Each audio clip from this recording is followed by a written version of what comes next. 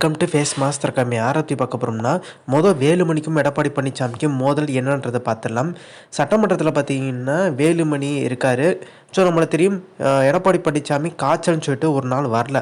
அப்போ அந்த நாளில் பார்த்தீங்கன்னா எடப்பாடி பழனிசாமி என்ன அறிவுரை சொல்கிறாருன்னா, நீங்கள் வெளிநடப்பெல்லாம் பண்ணாதீங்க, சும்மா வெளிநடப்பு பண்ணுறது சரி இருக்காது, நீங்கள் என்னன்றது திமுகவுக்கு டஃப் கொடுக்குன்ற மாதிரி பார்த்தீங்கன்னா ஒரு விஷயத்த கேபி முனுசாமி எல்லா டைம் சொல்லிட்டு தான் போகிறாரு. எடப்பாடி பழனிசாமி வெளிநடப்பெல்லாம் பண்ணாதீங்க, நீங்கள் அமைதியாக சட்டமன்றத்திலே பேசுங்கன்ற மாதிரி. ஆனால் ஒரு சில எதிர்ப்புனால பார்த்தீங்கன்னா வேலுமணி எந்திரிச்சு வெளியே வந்துடுறாரு. வேலுமணி எந்திரிச்சோன்னா பார்த்தீங்கன்னா ஆர்பி உதயகுமார் எந்திரிச்சு போயிடுறாரு. இது பார்த்தீங்கன்னா கேபி முனுசாமிக்கு அதிர்ச்சி. என்னப்பா எடப்பாடி பழனிசாமி உள்ளே உட்காந்து திமுக அகேன்ஸ்டாக போராட சொன்னார், இவங்க வெளியே எந்திரிச்சு போகிறாங்கன்ற மாதிரி கேபி முனுசாமி எந்திரிச்சு வெளியே போகிற ஒரு சூழ்நிலை உருவாயிருது. இது கேபி முனுசாமி போய் எடப்பாடி பழனிசாமிகிட்ட சொல்கிறாரு.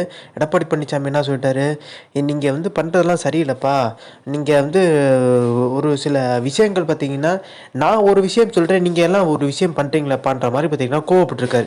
ஸோ நான் ஆய்வு பண்ண போகிறேன் மாவட்டம் தோறுன்ற மாதிரி எடப்பாடி பழனிசாமி ஒரு விஷயத்த எல்லாருமே சொல்கிறாரு.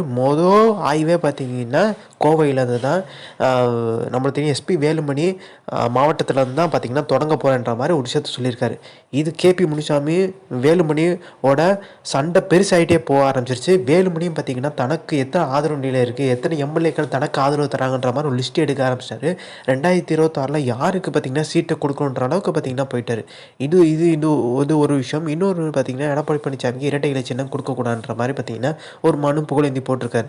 எதனாலும் சொல்லிட்டு பார்க்கலாம், ஈரோடு இடைத்தேர்தல் முன்னாடி நினச்சி பார்த்தீங்களா ஏவி கேசன் போட்டிட்டார் பார்த்தீங்களா, அந்த டைமில் ஓபிஎஸ் இபிஎஸ் 2 பேருக்குமே பார்த்தீங்கன்னா யாருக்கு கொடுக்குறன்ற ஒரு பிரச்சனை வச்சு அப்போ அவைத்தலைவரை வச்சு முடிவெடுத்துக்கொன்ற மாதிரி பார்த்தீங்கன்னா தேர்தல் ஆணையம் சொல்லியிருந்தாங்க. அது அந்த தேர்தலுக்கு மட்டும்தான் பொருந்தும்ன்ற மாதிரி பார்த்தீங்கன்னா இப்போ புகழேந்தி சொல்லியிருக்காரு. ஆனால் 2024 நாடாளுமன்ற தேர்தலுக்கு அது பொருந்தாது. 2024 நாடாளுமன்ற தேர்தலில் பார்த்தீங்கன்னா எம்பி எலெக்ஷனில் இரட்டை இலை சின்னம் எடப்பாடி பழனிசாமிக்கு கொடுத்தது தவறுன்ற மாதிரி பார்த்தீங்கன்னா ஒரு விஷயத்தை புகழேந்தி கொண்டு போகிறாரு. ஸோ இனிமேல் அதை தவறு பண்ணக்கூடாது அப்படின்றதுக்காண்டி ஒரு மனு போட்டு வச்சுருக்காரு.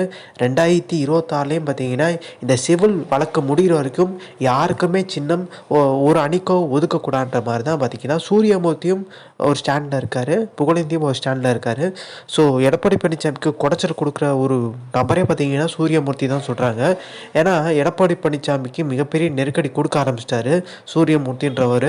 2017 தான் கொடுத்துட்ருக்காங்க. 2017 கொடுத்துருந்தாலுமே அப்போ ஓபிஎஸ்எம் இபிஎஸ்எம் 2 பேர் இணைஞ்சிருந்தாங்க. அதனால் கொஞ்சம் சூரியமூர்த்தியால் கொஞ்சம் போராட முடியல. ஆனால் இப்போ அப்படி கிடையாது. இப்போ எடப்பாடி பழனிசாமிக்கு ஓபிஎஸை விட சூரியமூர்த்தி தான் ரொம்ப டஃப் கொடுத்துட்டு இருக்கா தான் சொல்கிறாங்க. ஸோ இந்த இன்ஃபர்மேஷன் பிடிச்சா like share subscribe. Thanks for வாட்சிங் திஸ் வீடியோ.